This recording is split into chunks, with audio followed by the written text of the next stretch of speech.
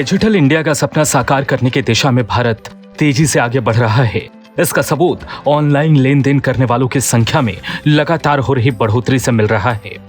RBI के index के मुताबिक देश भर में डिजिटल भुगतान में मार्च 2022 तक सालाना आधार पर 13.24% की बढ़ोतरी हुई है। ऑनलाइन लेन देन को मापने वाला आरबीआई का डिजिटल भुगतान इंडेक्स मार्च 2023 के आखिर में बढ़कर 395.57 पर पहुंच गया। सितंबर 2022 में यह इंडेक्स 377.46 और मार्च 2022 में 349.30 पर था। भारत में डिजिटल पेमेंट्स में बढ़ोतरी की वजह यूपीआई है, जिसका डंका अब दुनिया भर में बज रहा है।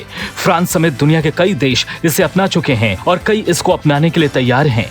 अमेरिका में भी इसे अपनाने का सुझाव गूगल ने अमेरिकी सरकार को दिया है। लेकिन इस बीच भारत ने अमेरिका के स्विफ्ट यानी society for world wide inter bank financial telecommunication की तर्ज पर अपने इंटरनेशनल फाइनेंसिंग मैनेजिंग सिस्टम पर काम करना शुरू कर दिया है। दरअसल दुनिया भर में एक देश से दूसरे देश में फंड्स और सिक्योरिटी को ट्रांसफर करने के लिए स्विफ्ट का इस्तेमाल किया जाता है। अपने इसी सिस्टम के बूते अमेरिका ने विश्व में फाइनेंस की दुनिया पर अपनी बादशाहत कायम की है। अब भारत ने भी रुपए के अंतर्राष्ट्रीय लेन देन को बढ़ावा देने के लिए इसी तरह का सिस्टम विकसित करने की प्रक्रिया पर काम शुरू कर दिया है। इस सिस्टम से दो देशों के बीच व्यापार को रुपए में सेटल करने में मदद मिलेगी।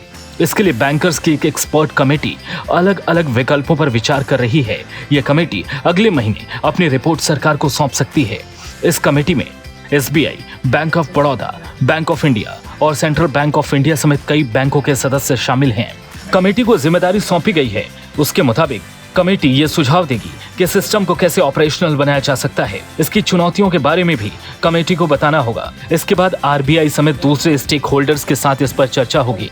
कमेटी स्विफ्ट की तर्ज पर बनाए गए आरबीआई के मौजूदा platform structured financial messaging system पर विचार करेगी। इसे बैंकों के बीच कम्युनिकेशन सिक्योर करने के लिए इस्तेमाल किया जा सकता है। इससे रुपए में लेन देन को भी बढ़ावा देने में मदद मिलेगी। सरकार भी अंतर्राष्ट्रीय स्तर पर रुपए को बढ़ावा देने के लिए बैंकों से इंटरनेशनल ट्रेडिंग कम्युनिटी के साथ आउटरीच प्रोग्राम चलाने को कह चुकी है। अब तक 22 देशों के 20 बैंक 92 स्पेशल रूपी वोस्ट्रो अकाउंट्स खोल चुके हैं। आरबीआई ने 2022 में अपने विजन डॉक्यूमेंट में इस सिस्टम के दायरे को बढ़ाने की बात कही थी।